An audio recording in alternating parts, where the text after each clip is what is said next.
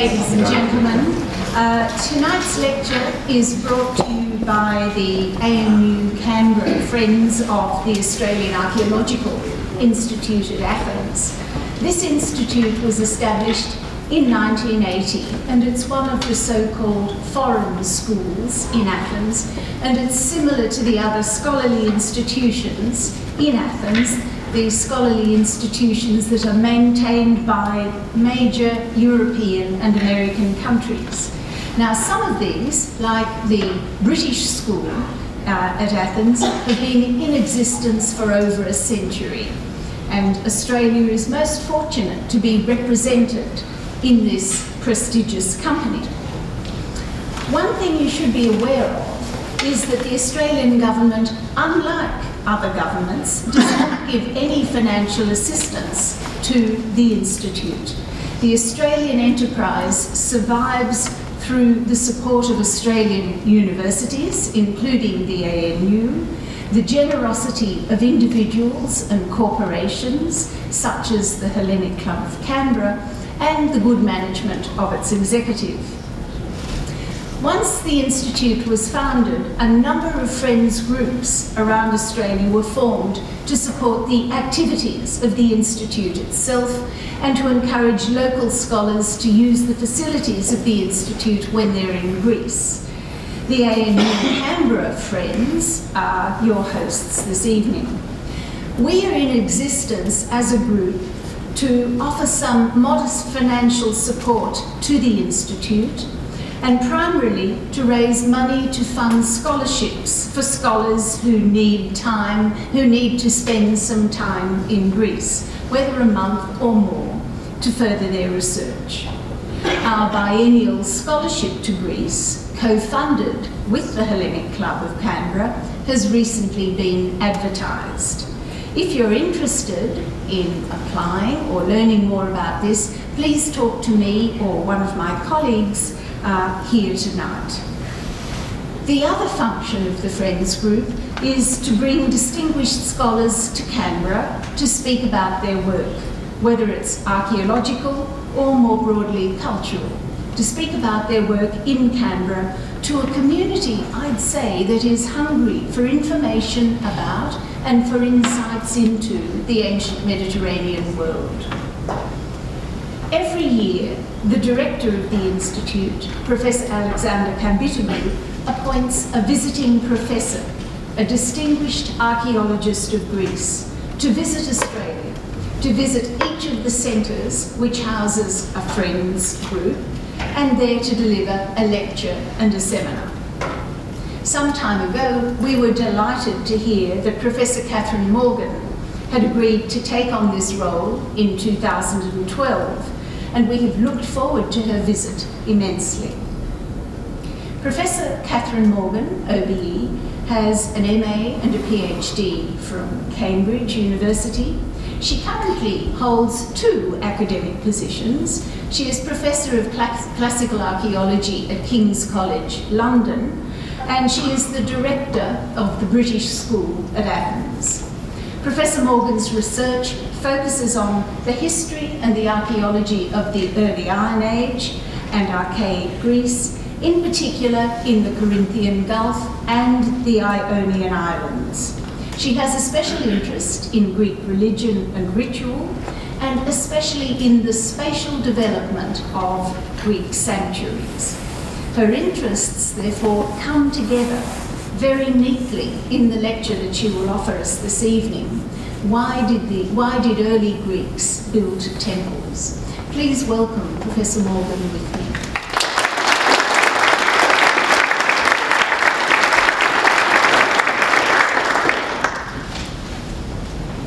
Thank you very much for your kind words and for the warmth of your welcome. Am I suitably audible at the back? Yes. Why did early Greeks build temples is one of those apparently innocent questions which open many avenues for discussion. For decades, we believed that the 8th and the early 7th centuries BC saw a profound change at Greek sanctuaries.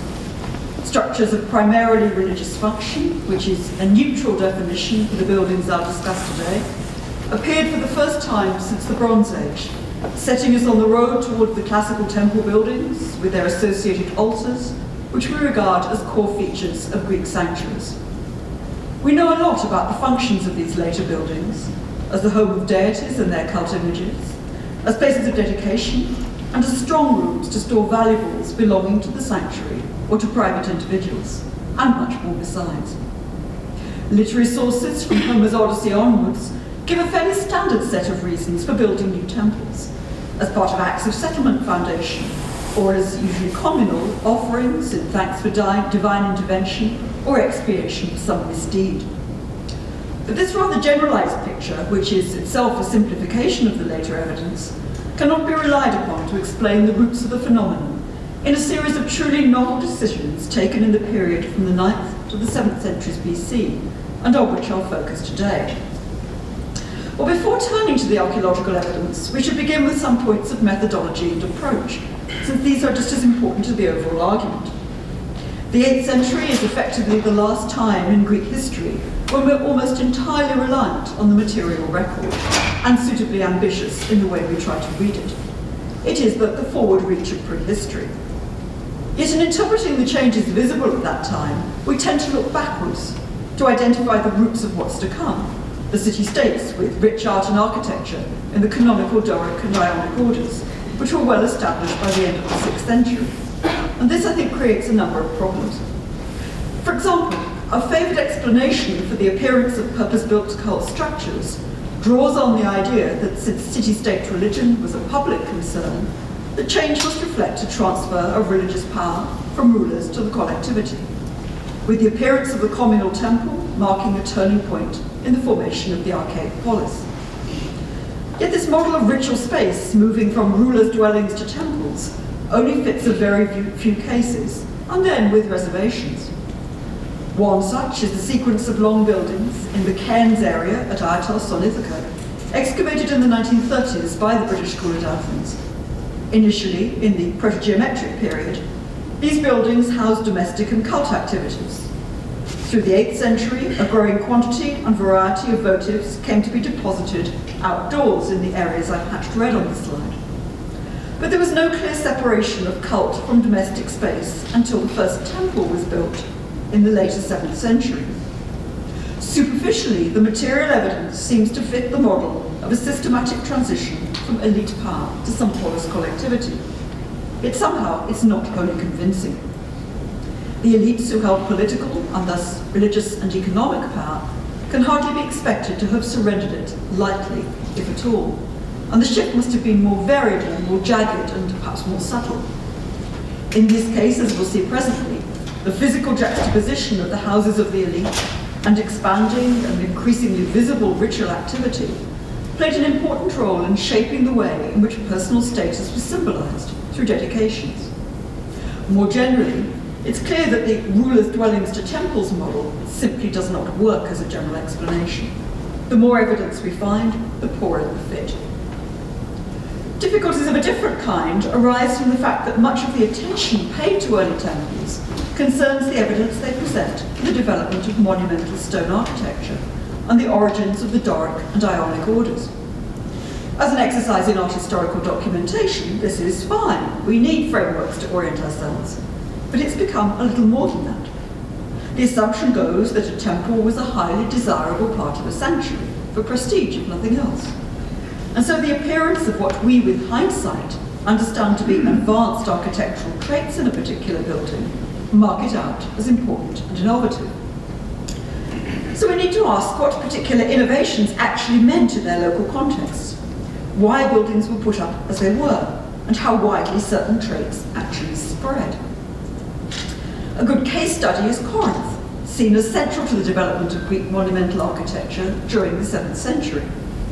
The coincidence of the fact that the two temples built in quick succession, the Temple of Apollo in the city centre of around 680, and the Temple of Poseidon at Isthmia, more loosely dated around 650, made extensive use of the local Oolitic limestone, feeds an implicit equation of monumental architecture with stone and with temples. These buildings are landmarks in most modern architectural histories. But if we start to examine what's truly innovative about them, we find that the choice and treatment of building materials does not give quite the answer we expect.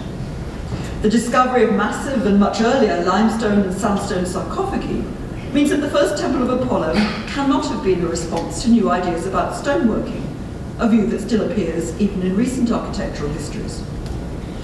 Indeed, the suggestion that technological advance was somehow unlocked by the discovery of the region's resources of soft limestone in the late 8th century, underpinned by established skills in woodworking, was never plausible. The earliest late protogeometric limestone sarcophagus was found back in 1933, so we've always had the evidence. Post-protogeometric, a steady sequence escalates in the later 8th century, when stone sarcophagi became the favoured form of elite grave. Notable discoveries of very large monolithic sarcophagi in Corinth and at Cromna, cut from 3 to 10-ton blocks, as you see some of them here, confirm long-standing competence in stoneworking and a steady improvement in technique. And the limited surviving evidence of 8th century Corinthian architecture, including domestic buildings, suggests selective use of cut stone for key members, as you see here, lintels, door jambs, angle blocks. And I think with due caution, since we know little of the wider town, which we assume extended over the unexcavated lower slopes of Corinth, a development towards what we then see in the Temple of Apollo. For the temple, a stone cornice was the practical choice to support the timbering for a roof of composite terracotta tiles weighing 30 to 35 kilograms each. But the very elite who probably decided upon the temple and invested in it were already accustomed to dress stone as the material of choice for their sarcophagi and key elements of their homes. The temple's tiled roof likewise raises no questions of material, since much the same fabric and mudstone temper was used for amphory, and long before that, storage jars, or manufacture, following, as you see here, Philip Stapperstein's recent experimental reconstruction of a moulding process adapted from the manufacture of mud bricks. Stapperstein's conclusion that both the Corinth and Isthmia roofs could have been produced in a single potting season by a small team of fewer than 7 workers, 1 donkey and an ox cart, apparently important, is salutary. Indeed, he suggests that all the composite roofs we know required less than a decade of summertime work, probably with the makers relocating, rather than keeping a permanent workshop to avoid the cost of moving such heavy items over land. However, the unprecedented relationship between the different elements in the Corinth temple did place new demands. The use of composite tiles on a hipped roof demanded precise measurement, the creation of exact moulds, wall dimensions to fit, hence the practicality of regular blocks, and rafters and cuttings adjustable to ensure fit. And it's indeed in the woodwork that you get the greatest provision of wiggle room to make the top fit the bottom. Such holistic planning required coordination and control. So how many people were behind this project and what was their investment? There are some potential answers in the materials themselves. The oolitic limestone of both Corinth and Isthmia can be provenance not just to individual quarries, but to a vertical and horizontal resolution of a few tens of centimetres within them. So when we can sample the buildings themselves, we should tell how many stone sources were used and from which parts of the region, thus suggesting certain options for the organisation of supply, set certain parameters. But overall, in Corinth at least, the question is less why temples were built in the way they were built, and more why they were built at all. Now, I would not wish to imply that the spread of Doric and Ionic architecture is a dull or unimportant matter. The 6th and early 5th century boom in such temple construction reveals a degree of consensus about what religious buildings should look like, which is a fascinating development, worth analysing in its own right. But it is a clear second step. What we're focusing on is rather the initial decision to insert built space into an area of ritual performance, the why, not the how. And it's important to preserve the distinction, not least to understand the great variety in the early record. One other point to emphasise is the importance of treating the archaeological record in the round, of looking at the decoration as well as the form and material of buildings, and how they work within established contexts of behaviour. And just as a reminder of how elaborate these can get, this is a new reconstruction of the roof of the archaic temple at Mungapol on Kerkera, there by the end of the 7th century, so every part forms part of a rather rich whole. The way in which we've grown used to separating the description of different art forms, the fine slicing of specialist studies, and the importance attached to features and forms later prominent in the classical record, is generally unhelpful in interpreting the lively experimentation and innovation of the 9th to 7th centuries. Now, if what I've said so far sounds unduly negative or sweeping, it's worth making one final point to show why it matters to clear away some preconceptions. Almost all accounts of early sanctuaries treat Crete as exceptional, and conversely, very few studies of Cretan sanctuaries and religion attempt wider comparisons beyond the island. This is because, despite a rich history of cult building spanning the early Iron Age, the canonical Greek peripteral temple plan was, on present evidence, not adopted until Hellenistic or even Roman times. Now, of course, extensive Hellenistic and Roman building at most of the great urban centres cut through earlier post-Bronze Age levels, and we know that we've got only a fraction of the evidence left. But this is the present picture, and it leaves Crete sidelined in most architecturally oriented discussions. When added to the rich tradition of religious buildings of other forms throughout the early Iron Age, it contributes to the view that Crete was fundamentally different in its development.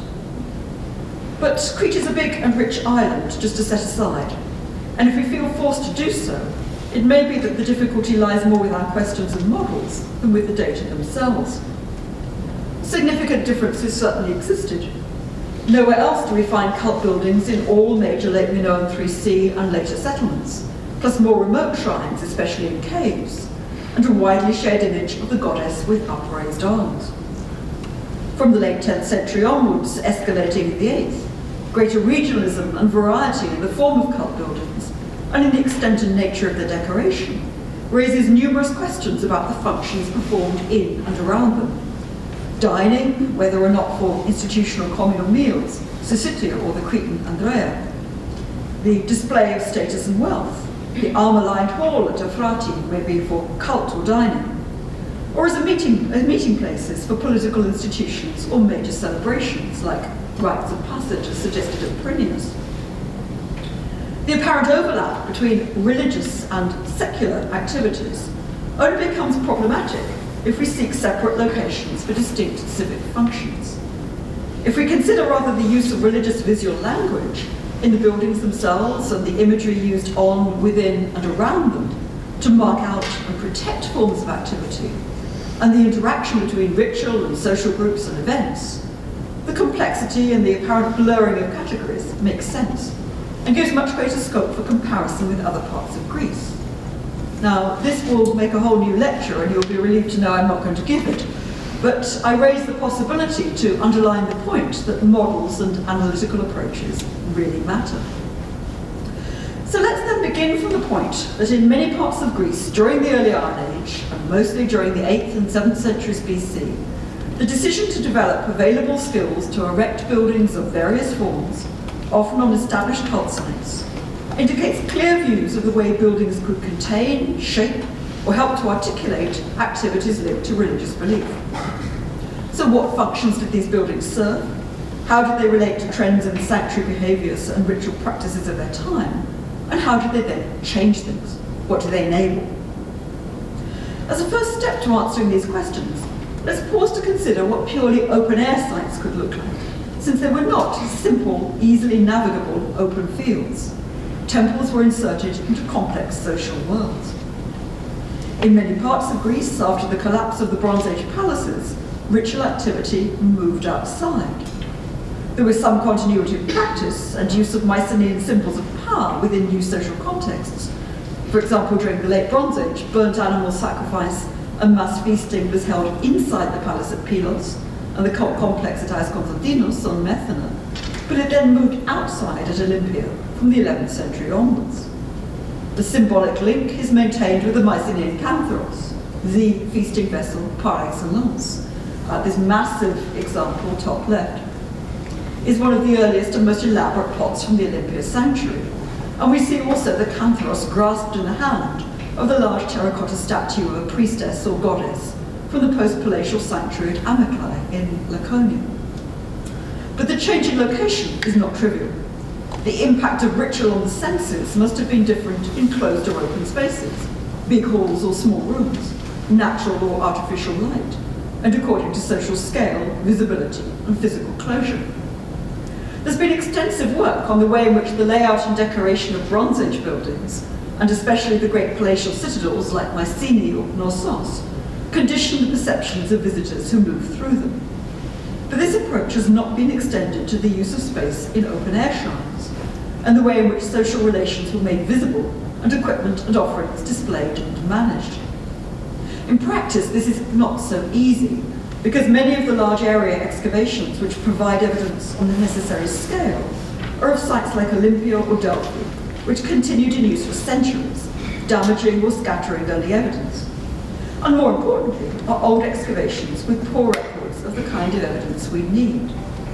And we know little about ritual acts other than dedication, since depictions of ritual or equipment for performance are rare and generally date only from the late 8th century onwards, although there is quite a wide scattering of evidence thereafter.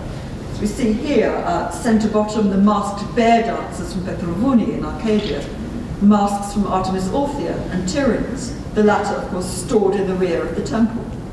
And then the ring dance groups popular in Western Greece, especially in the 6th century.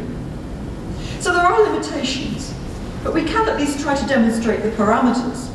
And I'll use Olympia as an example, since its purely open-air phase was one of the longest in the Greek world. There is a clear spatial distinction between the sacred area within the Red Ring here and the adjacent worshippers' campgrounds.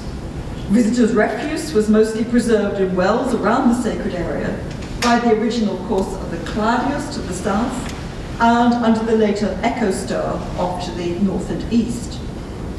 This is the clean debris, pots, tent pegs, spits for meat, not the remains of dirty activity as the initial butchery of animals, which in fact we find in no Greek sanctuary, and which cross-culturally is usually segregated from main residential areas, so presumably even further outside this ring.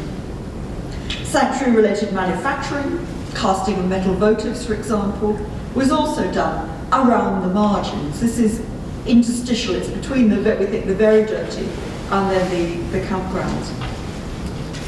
The rather small sacred area, the altis, contains certain fixed monuments.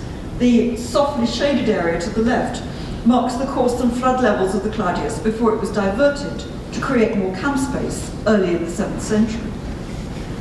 So within this rather limited area, we have an altar approximately located, an early Helladic free burial mound visible near the later Pelopian, and perhaps perceived as an ancestral focus for early ritual, plus space for athletic events, whether or not one believes that the games started in 776. We have no direct evidence for how dedications were displayed around these features, apart from the general location of the black layer, which is shaded on this image, black layer of ashy soil within which many finds were made. But we can at least consider the implications of the main types of offering: bronze and iron tripods, and terracotta and bronze figurines. Because these offerings reflect the interests and status of their donors rather than the deity, serving as symbols implicated in the prayer, as indications of personal status and perhaps their rights within the sanctuary, and as a galmata to please the deity and thus win favour, their effectiveness is directly linked to their size, material and scale, their visibility and position within the sanctuary, and especially in relation to the altar, and to the length of time they were left in place, considering how often displays would have to be cleaned out as offerings filled prime space. All these factors are directly relevant to an offering's capacity to establish the donor's position in the community and vis-à-vis the deity. The material is also relevant. Terracotta figurines may be cheaper and less impressive, being small and displayed en masse. But since little can be done with pensioned-off terracotta other than to use it for landfill, we probably have a higher proportion of the original record. And in the case of Olympia, where we are unusually fortunate, in reasonable proximity to the original place of dedication, there is a very high proportion in the black layer. By contrast, most metals could be recycled, usually into new dedications. And this was certainly done at a number of later sanctuaries. Here you see vessels and cut-up tripod legs that were stored in the archaic temple at Isthmia on their way to remelting. and this likely happened at early Olympia too. If this were done systematically, it would mask the real level and location of metal dedication, and it certainly makes it hard to use data on alloy composition to identify sources of metal supply or the identity of craftsmen. However, many early Iron Age and later metal items were dumped into wells. You see here an archaic find made back in 2009, a shielded helmet. These include large tripod legs, a couple of which bear the kind of dents one might expect if they were simply picked up and used as chance hammers, perhaps to bang in tent pegs. Perhaps there was simply so much bronze about that some was treated as sacred detritus to be dumped or used impromptu.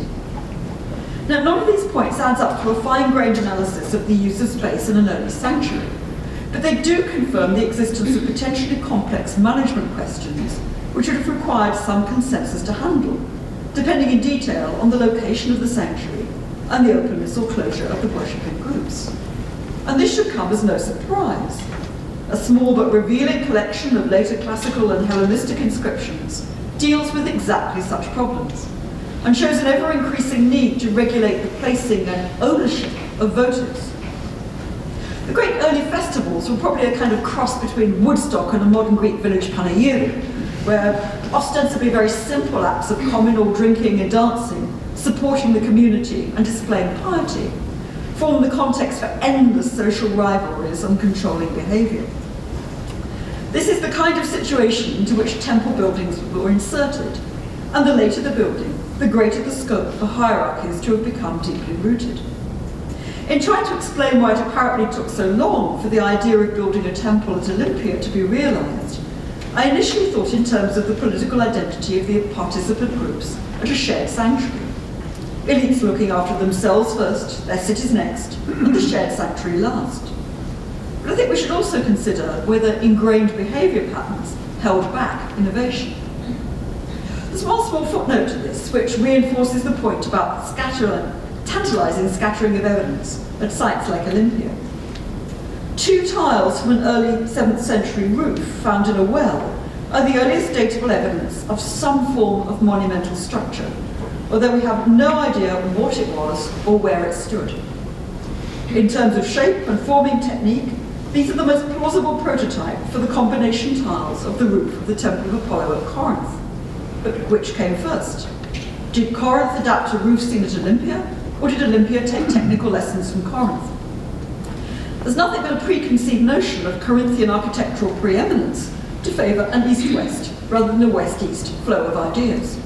But our chronological controls are just too poor to come down on either side. So against this background, let's consider some of the rather large body of evidence now available throughout Greece. I'll present this on a regional basis, partly because regional trends in the data relate to real differences in ideas about religious practice and the operation of the networks within which they were shared, and partly because this enables me, in the time available, to tell 3 very different stories. We'll begin in Ionia and the Aegean Islands. The relatively small body of work, notably by Walter Burkert, on the general issue of why early Greeks built temples, has focused on the import to Greece of Eastern ideas of buildings to house cult images. Divine images were indeed placed in some Cretan temples, as a probable triad of Apollo, Artemis and Leto at Dreros. Though given the long history of worship in buildings on Crete, it's surely the case that statues were new elements inserted into buildings in the late 8th century, and not vice versa. And this is likely also the sequence on mainland Greece rather later. But if we turn to Ionia, and specifically to Ephesus, we find better support for the idea. The earliest temple yet excavated at Ephesus, dating to the second half of the 8th century, is a small structure built around a statue base in a sacred area peopled slightly earlier, from the late 9th century onwards, with composite statues in bone, ivory and other materials up to 1/3 life size. The figures were set up as if to guide participants at the shrine towards a cult image, which was then protected by architecture in an ever more complicated way as the temple sequence developed, from a simple baldacchino through colonnades, and then by the 6th century, through the complex forest of columns of the archaic temple, with the guidance of the relief figures carved around the columnar chylatae. The theatrical interaction between space, image and worshipper here represents a different conception from that seen on the Greek mainland. How this came about is itself an interesting question, since the earliest phases of cult activity on the Artemision hill from the 11th century BC featured the drinking and dining evident elsewhere in the Greek world. Here you see the material stratified immediately under the Artemision floor. Although unusually, there's also very good evidence for food preparation as well as consumption, with 35% of the earliest deposit consisting of cookpots, and over half of cups and skiffoi, which could have held stews or drinks. Thinking of what went into these pots, wine, meat and grain have different implications for the supply and storage of resources, labour, and the spectacle of preparation and serving. And this ritual meal could have been quite a spectacle. Building also on figurine dedications, one can easily construct a scenario that adds in performances of other kinds to get us to the development of a setting built around performance. And there's at least one other early building yet to be excavated, so the prospect of some evidence to bridge the gap. This wider view of buildings as framing and enhancing the existing ritual, rather than being enclosed, segregating spaces, helps to make sense of much early evidence in the Cyclades too. At AAIA on Naxos, for example, the 9th century first oikos was a shelter for an offering table, which had been in use since the end of the Bronze Age. By its third phase, around 700, a colonnade frames the facade and provides an intermediate gathering space. But while the wider conception of framing performance works, there's no real case to be made for temples intended to house statues.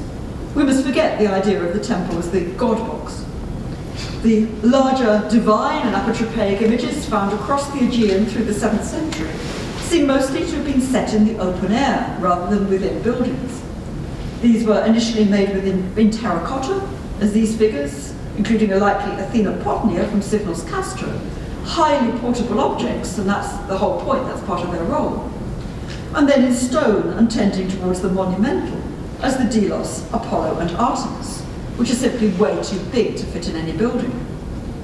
As a galmata, offerings to please a god, they protect places and articulate patterns of worship, but are not themselves objects of worship. And Ephesus apart, their coincidence with built space is just that, an intersection of ideas. On the Greek mainland, the earliest consistent evidence for images within temples dates to the 6th century and concerns especially works in valuable materials such as gold and ivory. But even material is in the end no guarantee of a temple setting.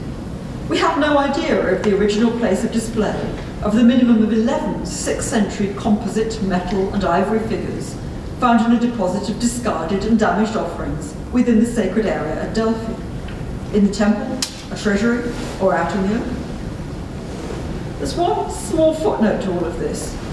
In 2010, the burnt remains of a wooden feature, which the excavator Wolf Niemeyer describes as a xoanon or anaconic cult image, were found inside the temple of Kalapodhi in Phocis. As we'll see presently, a building of sorts had existed here throughout the early Iron Age, primarily as a repository. So the idea of housing precious objects was already well established. Following the discovery, attention focused on the apparent corroboration of the view of ancient art historians, who are saying this in particular, that cult statues developed from primitive xoana in primeval materials, like wood or stone. Well, the find is fascinating and at present unique, but its interpretation as a xoanon and in Pausanian terms is rather a circular argument. And personally, I'm unwilling to abandon over 20 years of philological and art historical scholarship on the construction of the idea of the xoanon as an explanatory device in Hellenistic and Roman art history. This is not a matter of proving Pausanias right or wrong. The Kalapodhi find is unique, has its own context in the history of the sanctuary, and I think we do both sides a disservice if we rush to easy answers. But I mention it here simply because it is now entering the literature, and I wish to illustrate how recent discoveries are also breathing new life into thinking about the early roles of statuary as much as buildings as two separate but intersecting ideas. So let's now turn to the second case study, the impact of the trade route along the eastern Greek mainland from the Euboean Gulf, Oropos, Lefkandi and Eretria, up to the Chalkidiki, of Posidi, ancient Mende, The 10th century building sigma Taf incorporated an older 12th to 11th century altar bothros, and almost certainly housed ritual meals. On its discovery some 30 years ago, building sigma Taf was considered the exception to the rule that cult buildings on the Greek mainland began in the 8th century. And insofar as it entered into discussion since then, has been assumed to reflect early Euboean presence in an area, according to tradition, later colonized from Euboea. Yet there's no parallel for it in contemporary Euboea. Recent excavation in the Xeropolis settlement at Lefkandi, for example, revealed a series of monumental megara as elite residences, but only limited evidence for cult, and that outdoors. You may make out on the left a pair of red deer antlers on one of the external altars. Until very recently, therefore, building sigma Taf seemed isolated and a puzzle, but new evidence is now helping to build a bigger and more coherent picture. Fieldwork at a number of intermediate locations along this route, Halos in Thessaly and Kephala on Skiathos, for example, confirm a strong network back into the 10th century, not a simple one-way flow south to north. Far from being a backwater developed by colonization, the Thermaic Gulf and Chalkidiki were widely connected. Dramatic confirmation of this comes at the end of our period. At Methone, excavation of a basement structure in 2003 revealed a dump of amphorae and pottery deposited around 700 BC and containing the richest collection of transport amphorae in the early Greek world. Local products, plus vessels from Phoenicia, East Greece and Euboea, and 191 inscribed sherds, including graffiti and trademarks, as well as fuller texts on ownership, for example. So we have a rich network with early roots, at least in the 10th century. Turning back to Euboea, the foundation of a new settlement at Eretria around 800 BC, probably by migrants from Lefkandi and Chalkis, gave the opportunity for new planning. The sequence of cult buildings in the area of the archaic Temple of Apollo demonstrates a shift in architecture through the 8th and early 7th centuries from apsidal house-like structures to a stone hecatompedon. This was one of the main cases cited in support of the rulers' dwellings to temples argument mentioned earlier. But recent excavation and restudy of the area by Samuel Verdun, this is his illustration, shortly to be published, focuses instead on a cult complex established to mark Eretria's foundation, and the presence and role of elite families in the new town, each putting up their building within a cult area. It is, in other words, a deliberate break with the past, and given the trade links with the precocious and rich north, it's tempting to speculate about the models on which the Eretrians may have drawn, were the influences coming, in fact, north-south, not vice versa. Finally, I return to Corinth and to the wider milieu of the Corinthian Gulf, in which Corinth was fully engaged. The Gulf is an essential east-west route. It's the point at which the main north-south routes disgorge, especially important in the mountainous north. This is what links a site like Galapagos into this milieu. And it provides the maritime outlet essential to sustain the mountain economies of the north-central Peloponnese and south-central Greece. This is a very complicated mesh of connections, and the networks of exchange and dependency thus created are fundamental to some of the striking developments in temple design and decoration of the subsequent late Archaic and early Classical periods. And we see them at work in many ways. In the similarity between the gigantomic pediments of the temples of Aegina, top right, and on the Trapeza Hill outside Aegian, top left, or the much debated Western Greek-style sculpture of the Sicyonian treasury at Delphi, in the transport of construction materials, especially marble, to high mountain locations in Arcadia, and the technical similarities, especially in the proportions of architectural members, which point to the movement of craftsmen and technical knowledge in a circuit linking Delphi with Arcadia and the Argolid. While this is later evidence, the Gulf networks date far back, and Corinthians were engaged with them on many levels.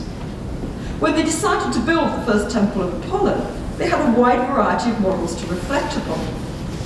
Local circumstances varied greatly, but many ideas and visual traits were shared. 4 sites, then, give us a little flavour of this. At Aitos on Ithaca, as we saw, the construction of the rectangular cult building E, imprecisely dated within the latter 7th century, followed several centuries of ritual activity within and around the elite central houses in the settlement, beginning with the late 11th century building C. The so-called cairns, from which the area is named, are dumps of pottery and other debris in and immediately beside the houses. Their rubbish swept to the sides of living space.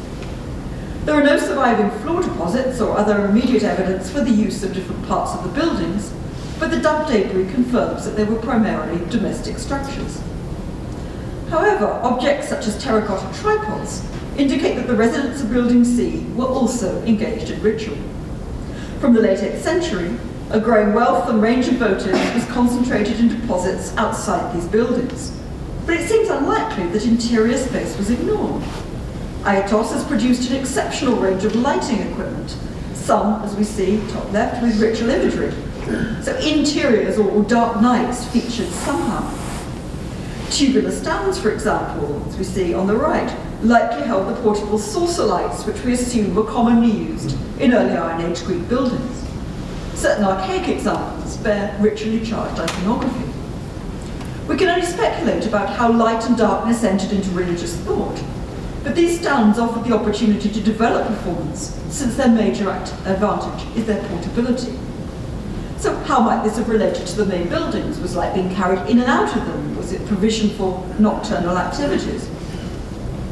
Cults probably began inside elite residences and moved its focus outside them as social competition intensified, thus enabling more elaborate performance and display, while maintaining a conceptual link with the family, household, and life events, which continued even when the residential buildings were replaced by cult structures.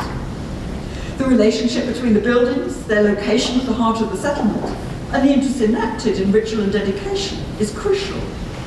A clear picture of personal or family investment emerges.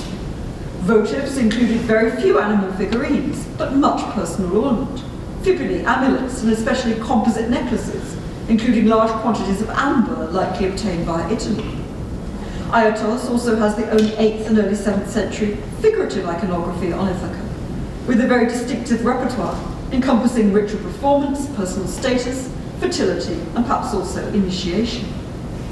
Drinking and dining were fundamental activities in all early Greek sanctuaries, but there's variation in how they were organised and provided for, and in the physical constraints of the settings in which they took place. The small replicated sets of jug, bowl, and cups at Aiatos suggest a more individualised, perhaps family or household-based provision than the mass cups and occasional mixing bowls that fit the large gatherings which we reconstruct elsewhere, Isthmia, for example, as we'll see presently. The Aiatos residents could simply bring their own vessels or supply them for those coming from further afield. The offering of a cult building continues this process, and indeed the fact of architecture itself was celebrated, as with this terracotta roof model, which is probably early 7th century and likely just a finished roof, and then the votive column. The particular role played by buildings at Aiatos is confirmed by difference with the other major contemporary shrine on the island, at the rock shelter in Polis Bay, the most northerly point on the island, as you see, that's regularly visible from the Aiatos Acropolis. There's little evidence for a local population up here until the late 7th century, and the most likely explanation for the earlier cult was to enable the rulers of Aiatos to project their authority over the entire island. The material record here differs markedly. The pottery assemblage suggests occasional mass drinking rather than the local family-based events at Aiatos. Again, logical if participants are travelling for a particular occasion. And the votives include tripods, for which we now have moulds from Aiatos, metal vessels and arms and armour, and earlier a more sustained volume of metal wealth than at Aiatos, and including some very masculine items. The growing wealth of offerings remained in the open air, but under the protection of this large terracotta sphinx, which you see at the bottom of the slide. Of the second quarter of the 7th century, a very early coil build, and a further reminder of the role of large portable terracottas, and of a kind of imagery which may interact with buildings, but is not confined to them. Our second case is Thermon, perhaps the best known early sanctuary in Aetolia Acarnania, but not the only one. There's very important temples like the 8th century structure at Spathari and the Kratiki, which barely enter into wider discussion. During the 7th century plus, between the destruction of the elite residence Megaron B, the green plan on this slide, and the construction of the first temple of Apollo in yellow around about 630, the spaces within the Megaron walls were used for cult. The rear room was re-roofed, and the front part formed into a kind of temenos, with an ash altar and pits containing debris of sacrifice. This was not a static arrangement. In the 7th century, 2 sacrificial pits were sealed off and slabs laid to define the area of the ash altar. The excavator, Yannis Papapostoulou, conjectures that different kinds of sacrifice were linked with the altar and the pits, and that the sacrificing groups were different, probably families from different parts of the wider areas. Useful as the standing architecture of Megaron B was as an adaptable setting for this new regime, especially as it may have embodied general notions of political and/or social authority, Papapostoulou sees no specific connection with the inhabitants of the Megaron, and no reason to assume hero cult. Whatever the truth about the multiple and shifting interests behind this curious sequence, and we're only now getting the cemetery evidence that will allow us to investigate social differentiation and change in the wider area, we can see swift changes in thinking about space, sacrifice, and building within a small area.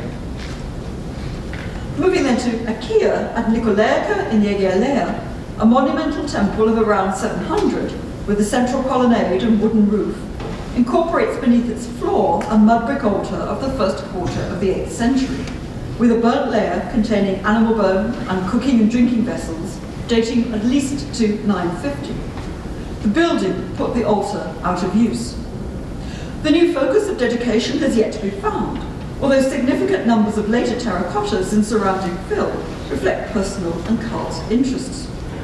These include fragments of at least 4 building models which date exactly to the period of the temple, including this roof with images of competition. The building was clearly a major votive in its own right, although there's no evidence for what, if anything, happened inside it. Architecturally, there is a close and contemporary parallel in the temple of Artemis Aeondia at Anamazaraki, on an important junction of routes inland from the Corinthian Gulf and east-west to Lucian Leondium, and probably also a frontier area between neighbouring social groups. Although the social contexts in which they functioned were very different, these 2 buildings are very similar, save that we don't know the length of Nikolaica, and Anamazaraki is again a hecatombe, raising questions about the sharing of architectural ideas and practice across very different political communities in central Achaia. Finally, closer to Corinth in the Halcyonic Gulf, at the 7th to 6th century shrine at Bori, Lepokori, near ancient Pagai, a small rectangular building is surrounded by a pie-shaped peribolus open to the sea, with 4 altars on a pebble pavement in front of it. The volume of portable finds, largely Argive monochrome pottery, jewellery, and later figurines, is notable, and the excavator rightly compares it to Perachora along the coast. The building date remains imprecise, but the earliest offerings do go back to the early 7th century. So while Corinthians may have done things differently, their actions form part of a complex spectrum of thought about buildings and ritual. As we saw earlier, the Corinth Old Temple tells an interesting story about technology transfer and adaptation, but the key is project rationale and management, rather than the actual skills involved. The same applies to Izmir, with the added factor of the peristyle. The visual impact of these 2 buildings has been assessed in different ways. The Old Temple is the first case where the roof was monumentalized and developed as a decorative feature. But was this a conceptual change, given the symbolism of the roof models from Nikolaica and Athens? We can also consider the visual and symbolic aspects of something that is surely an agala, colossal, precious, a permanent emblem for the god. Indeed, in making the link between both beauty and virtue, Simonides, the Corinthians' poet of choice, famously commented that a noble man must be hand and foot alike, for square, an ashlar cut without flaw. It's a very interesting simile. This view fits both temples, but how similar were their functions? After an 8th century expansion of cult places across the Corinthia, and setting aside this rather problematic structure of the so-called Acraia temple at Perachora, which may not even be this early, we find a general increase in the range and wealth of offerings, but the selective addition of buildings at Izmir and in central Corinth.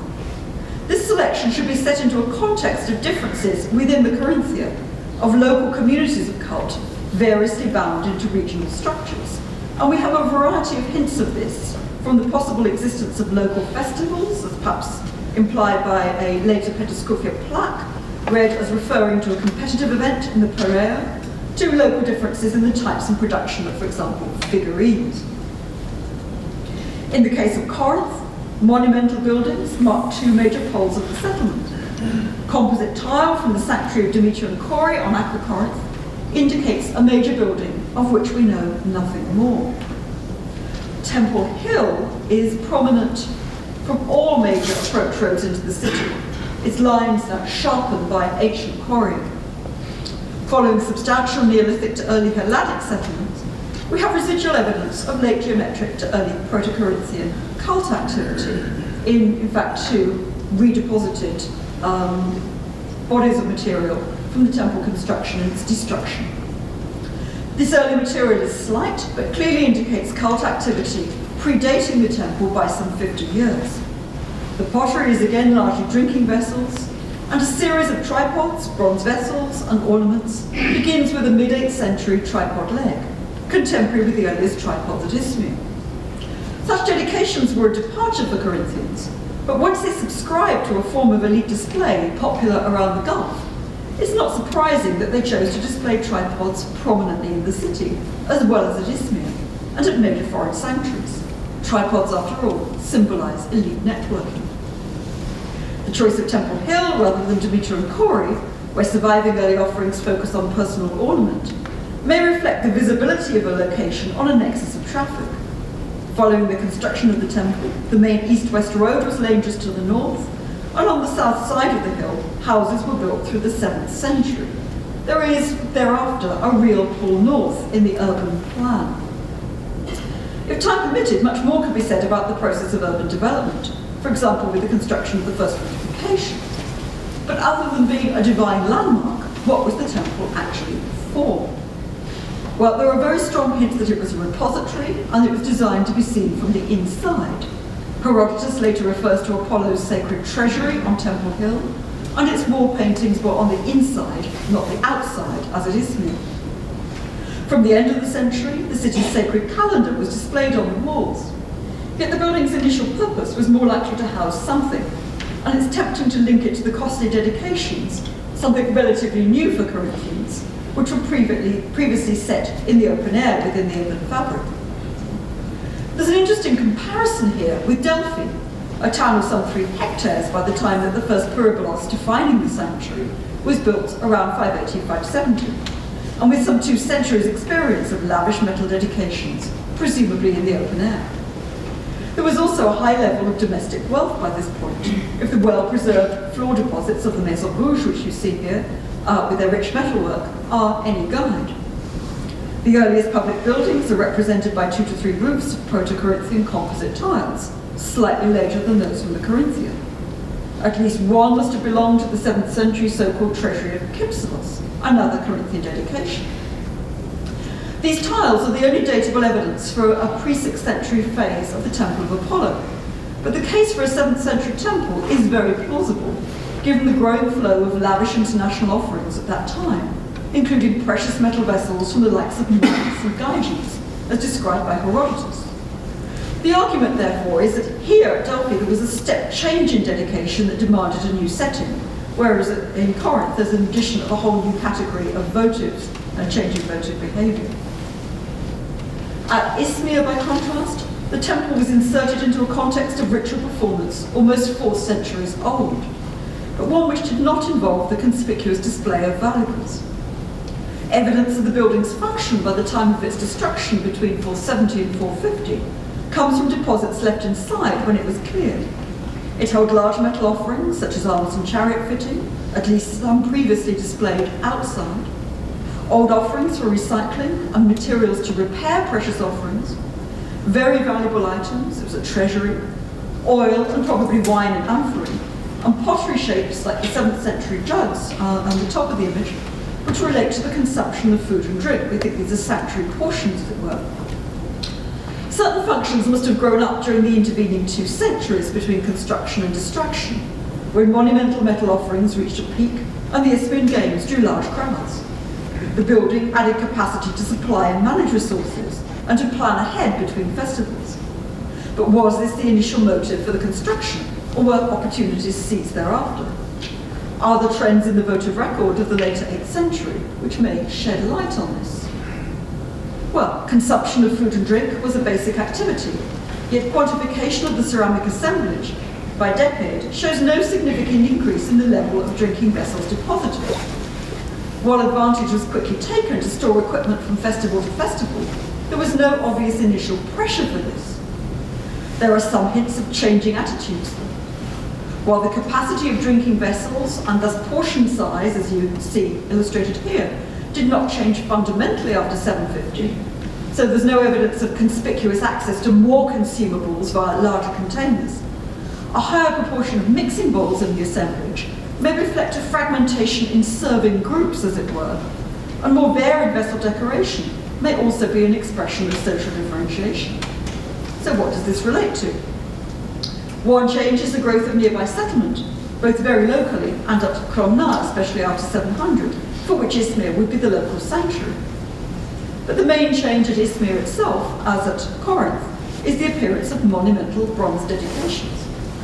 Unlike Olympia, which had managed large quantities of bronze for over 200 years, this was a new problem for Izmir, and one which also presaged much greater differentiation in the value and size of other offerings.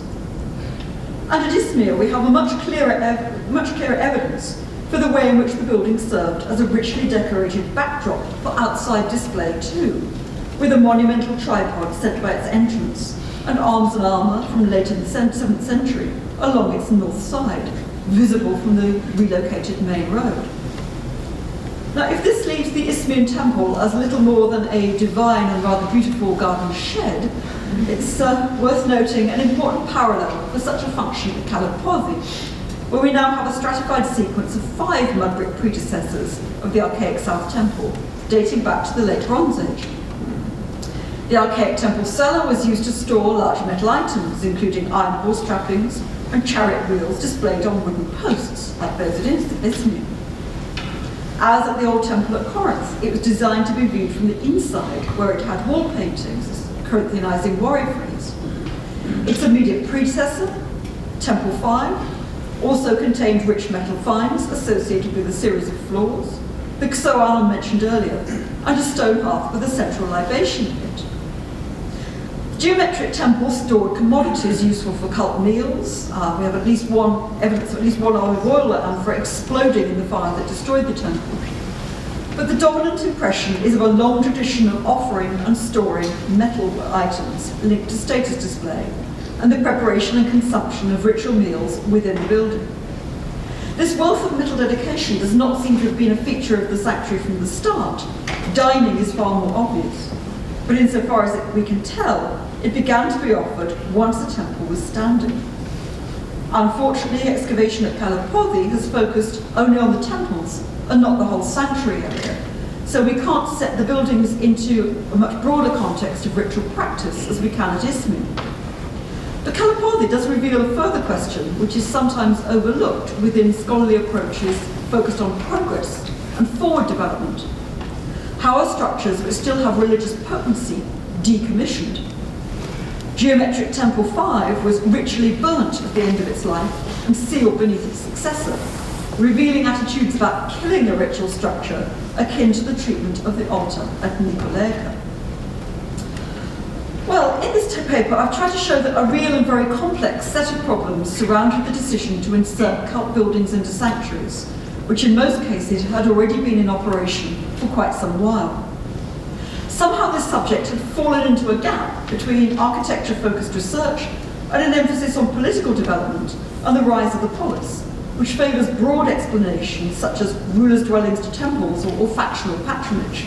Hence we've had, for example, Izmir seen as the Kipsalid answer to the Bacchian temples in Corinth. And when this happens, it often takes a naive question, like the title of this lecture, to resurrect and reposition the subject. It's no surprise that I have no easy answers, although I hope I've illustrated a range of scenarios and interests, and most importantly, done so with cases from right across Greece to ensure that we don't overlook that which appears not to fit expectations. Clearly, this rich phase of development which covered at least the 3 centuries from 900 to 600, is only part of a longer-term process of thought about what buildings could do and mean. And there are still important questions which we have to work out how to begin researching from the material record. Who commissioned the buildings? How many people were engaged in decision-making and of what social standing? How were the designs decided and the materials organised? But I want to end by making what seems to me an important distinction between the experimentation with built space, which I've been discussing, and the decision that buildings which hold a certain status should look a certain way, the circumstances of adoption and application of order architecture. The latter is an equally fascinating set of problems and questions, but it is the next chapter of the story. Thank you very much.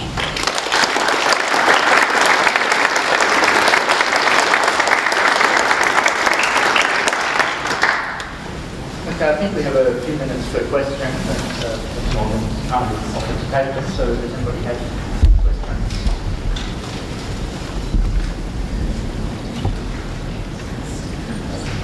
Could you comment on the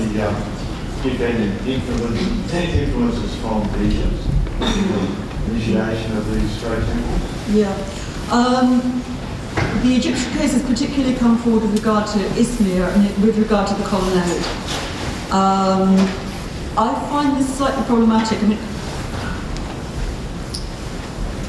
one can certainly wonder about the point at which A, the colonnade arose and why, and B, how it then gets fossilised into stone. But I'm less, as I was indicating, less excited about stone in the Corinthia, given the ease of cutting and working it, than I am in other regions. The difficulty for me with the Egyptian case is firstly chronological. And it's certainly very problematic if you're trying to link it up with a specific opening of Egypt and political events, as it were. I don't think that will work. It would have to be a more general, we've seen something visual, very fluid kind of argument that visually it looks quite good if you do such and such and such and such. The difficulty I have with that is that they have been playing with columns in the islands and Cyclades for very much earlier than that. So one could perhaps argue that it's something seen and observed and used and then translated and used, but it's being used in such a different way. The comparison between the Egyptian perception either of the false facades of tombs or of the, I suppose the forest of columns is the closest we get in their temple architecture, makes it rather hard to link this into an architectural development. And I can believe that there is something seen and kind of a loose set of visual ideas taken, translated, played with. But I don't find it necessary to find a lot of this back in Egypt. It's possible, but it's conceivable. It's not necessary as well.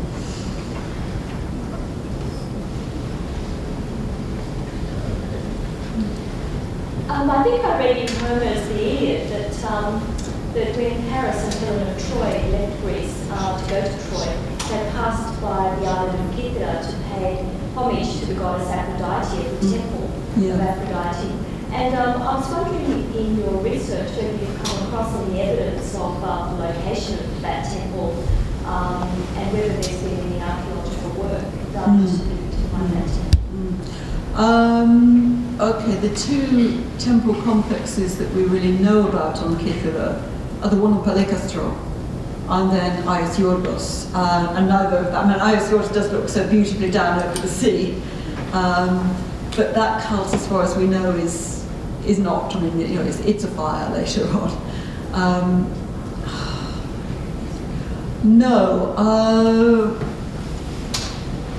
I'm going to now answer the question in a slightly different way and say, of course, the question of how one day it's Homer then becomes an interesting question. For that poem, I'm personally one of the people that would rather set it in the 7th century and possibly quite deep in the 7th century, aspects of it quite deep in the 7th century. In terms of a built sanctuary, no, we haven't found the smoking gun evidence. The Kythera survey has located a number of small cult places unidentified as to deity. So, yes, there's religious evidence on the island, but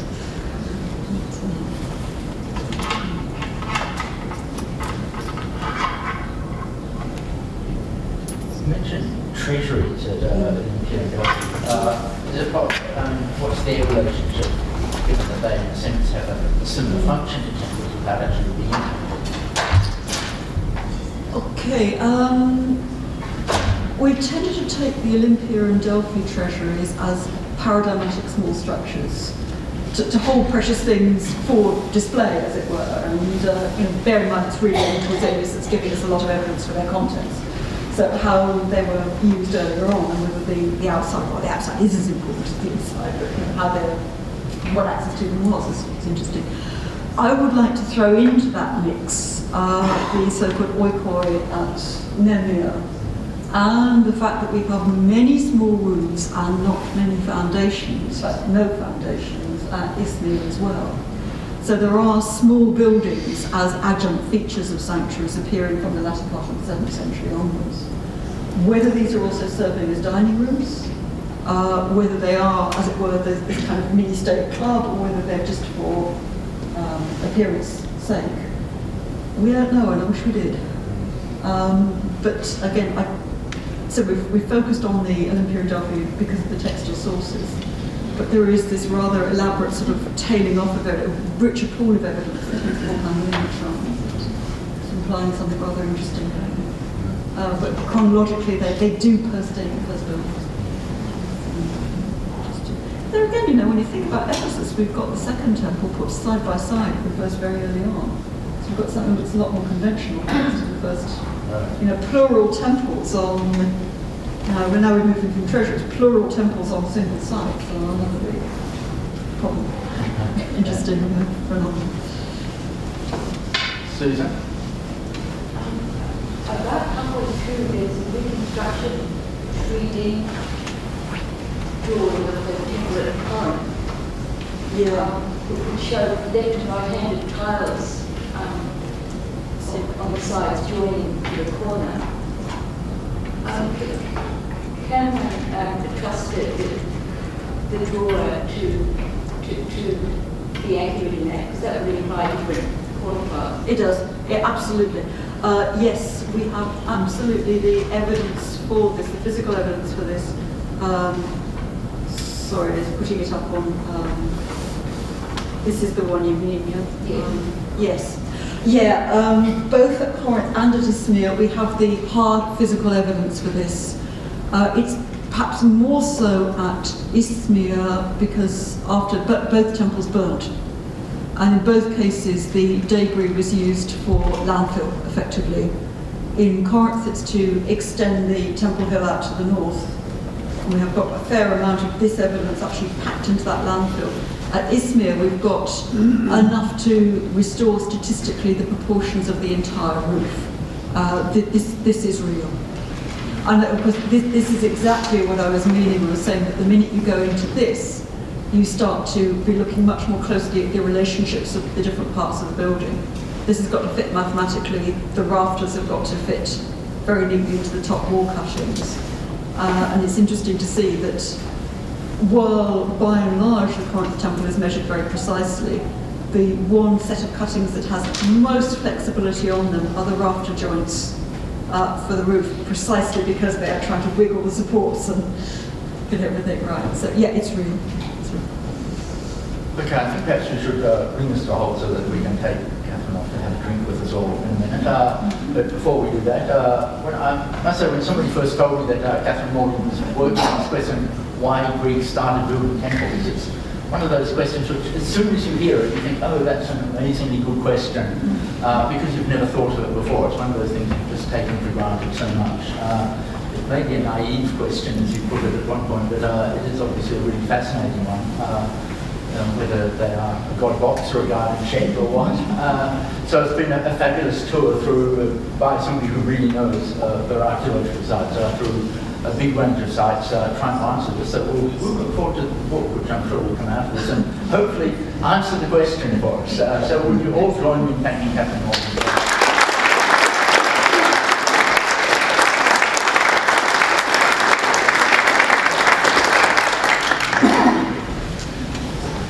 Before we go, Ross Jackson has a couple of things to say to you. I don't know what about, but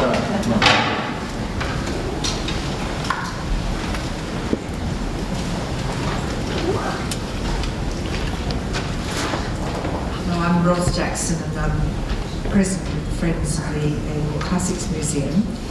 And I would like to just thank John for giving me this opportunity tonight to speak to you. There are just a couple of things that I would like to bring to your notice. The first is to invite everyone to the annual happy hour of the Friends of the Classics Museum. It's held in the museum. It will be on the Friday the 21st of September from 6 till 7:30. There will be a flyer going out, and we'll see that that is circulated to the Friends of the Australian Archaeological Institute at Athens. The other thing I wanted to mention is that one of our very dear members, Jill Downer, a committed member of this organisation and also a tireless committee member of the Friends of the Classics Museum, died last year, and there are a couple of activities that are designed to raise funds for various memorials.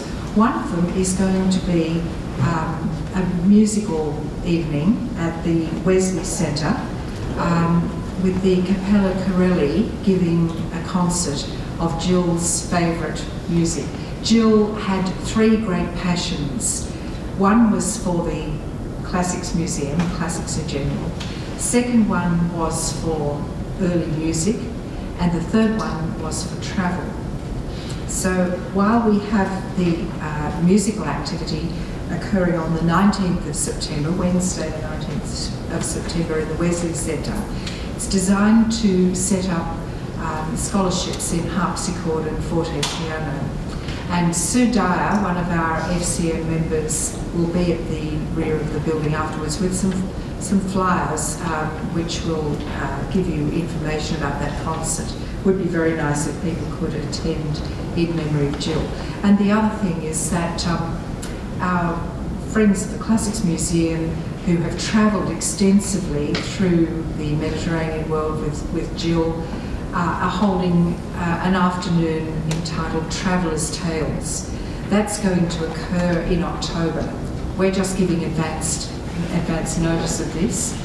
It's a Sunday afternoon function on the 28th of October, and there'll be a small charge to help raise funds for quite a significant purchase for the museum in honour of Jill.